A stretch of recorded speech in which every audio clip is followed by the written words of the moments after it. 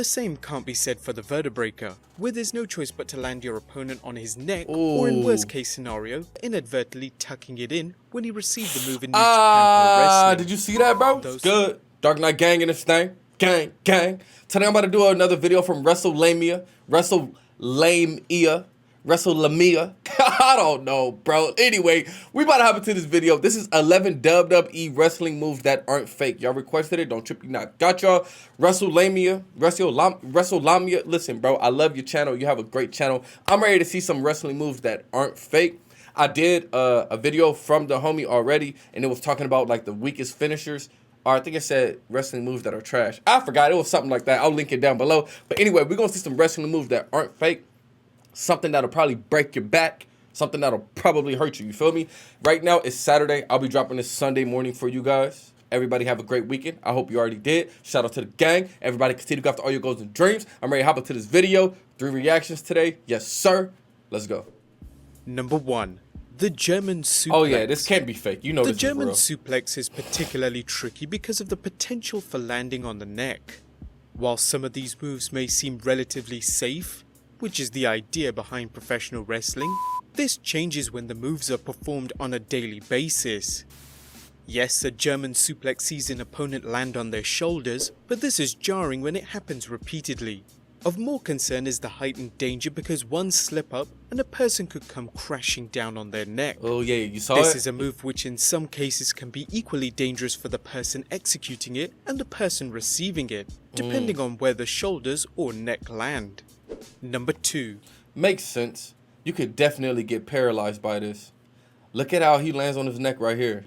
Of more concern is the heightened danger because one slip up and a person could come crashing down on their neck. Just think if his neck twisted when that happens. This is a move which in some cases can be equally dangerous for the person executing it and the person receiving it, depending on where the shoulders or neck land. Yeah. Number 2.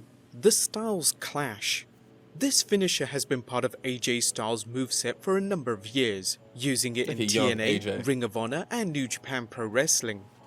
The move has been perfected by Styles, but there have been a handful of occasions where the move has gone terribly wrong. I can tell how he's tucking his chin the wrong way. Superstar Yoshitatsu suffered 2 broken bones in the neck after inadvertently tucking it in when he received the move in New Japan Pro Wrestling. Did you see that, bro? Though Styles initially managed to bring the move over to WWE, it was banned very quickly, in fear that the same injury would occur in the company. He still does it though. When it's used safely, the idea that there is no way to protect your face as it's driven onto the mat would no doubt be uncomfortable.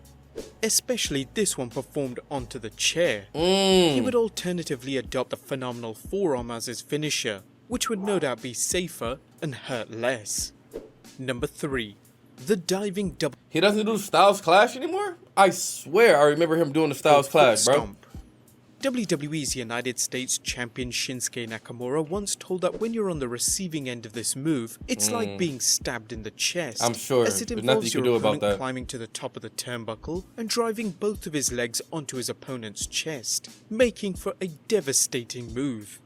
Wrestlers who use the move must proceed with caution. Yeah, man. They need to carry it out with as little force as possible and position the impact correctly.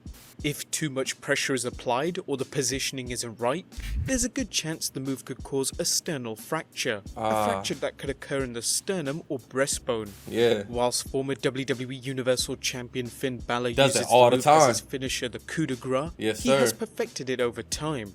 But that doesn't mean that it can't go wrong, as shown by independent wrestler Low Key, who might have used a bit too much force. Oh, this might be that horrific double stomp.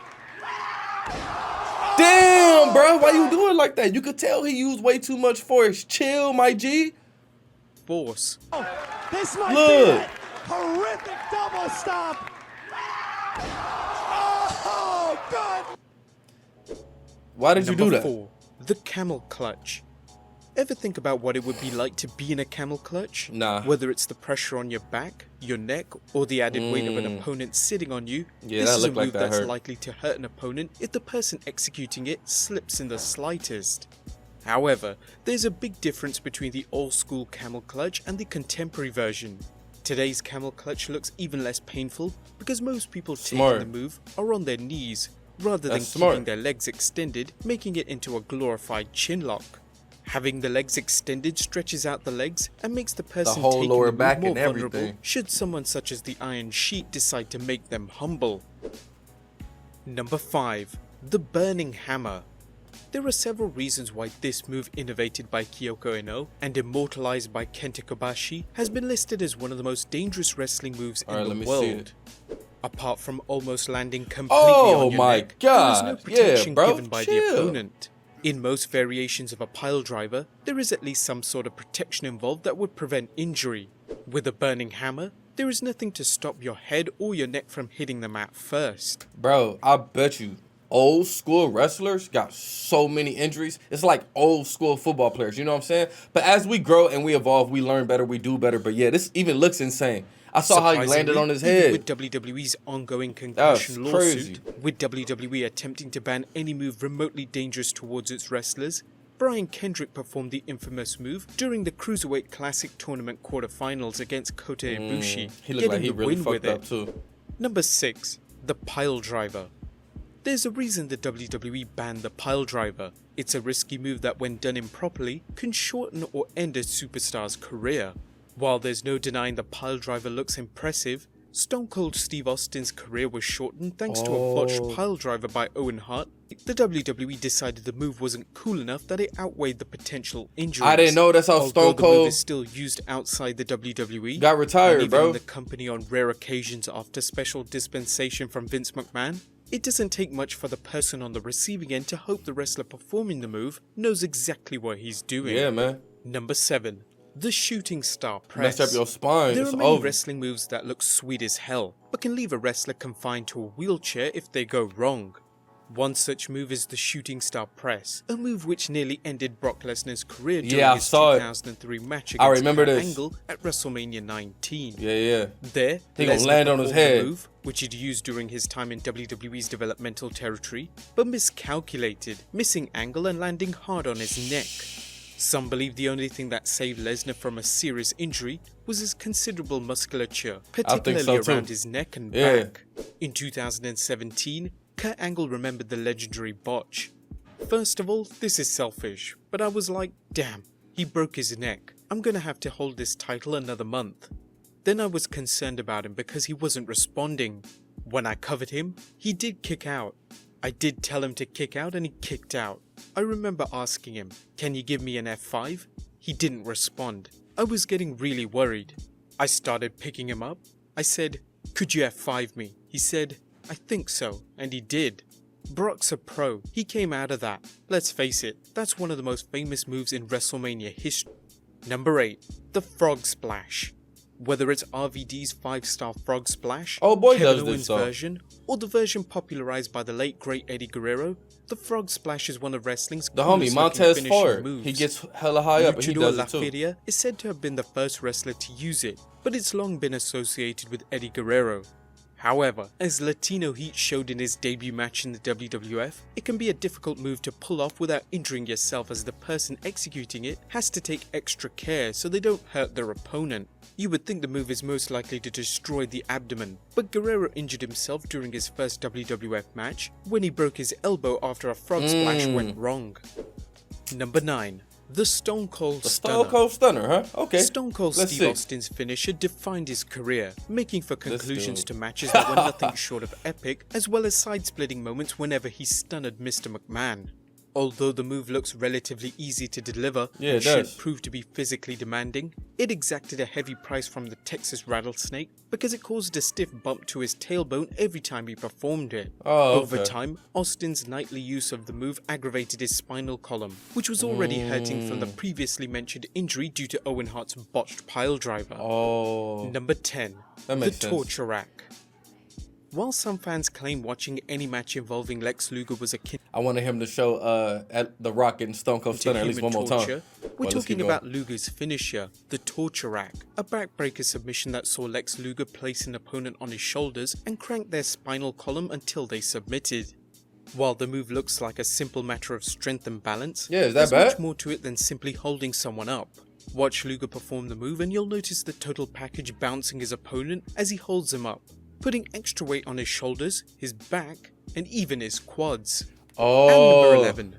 Okay, yeah. For the homie that's performing it, that could definitely mess up your back, your lower back too. Yeah. The Verda Breaker. Especially with them dudes weighing as much. All these wrestlers are big, bro. You feel me? So that's like you deadlifting, not even deadlifting. That's like you got 300 pounds that you squatting with. You just going like this, jumping up and down with it. You know what I mean? I can see it. Yeah. While a pile driver can be a dangerous move, its variation, the Verda Breaker, can increase the danger tenfold. The move involves lifting up an opponent in an inverted position and then driving them straight into the mat. Nah, that looks Whilst insane. the Undertaker's tombstone pile driver looks devastating, it's relatively safe when delivering it, as the head is nowhere near the mat. Yeah. The same can't be said for the Verda Breaker, where there's no choice but to land your opponent on his neck, or in worst case scenario, his head. WCW's Shane Helms, aka the Hurricane, used the Verda Breaker during his time in WCW, but found himself forced to abandon the move shortly after he began his WWE run. Yeah, man. In a 2016 interview, Helms discussed the reason behind it. At the time, there had been a string of neck surgeries in WWE, and they were getting away from anything where you landed on your neck. Even German suplexes were modified. You wouldn't see guys doing the same Japanese style where they drop someone on their head. It was something I knew was coming anyway. I was prepared for it. I was off and running as the Hurricane, so I didn't need that. Although the move was initially banned, it returned of all places at a WWE house show. That looks ridiculous, bro. Well, guys, there you All have right, it. good video, for sure. Every single move he had on here definitely is real, except the Stone Cold Stunner. He had the Stone Cold Stunner because it'll do damage to Stone Cold Steve Austin doing it every single day, landing on his tailbone. That's understandable. But to the opponent, I'm sure they get no damage from that. But some of these are ridiculous, man. It's like, you would do that? But like I said, back in the old days, they probably just didn't know better. You feel me? Like with the NFL.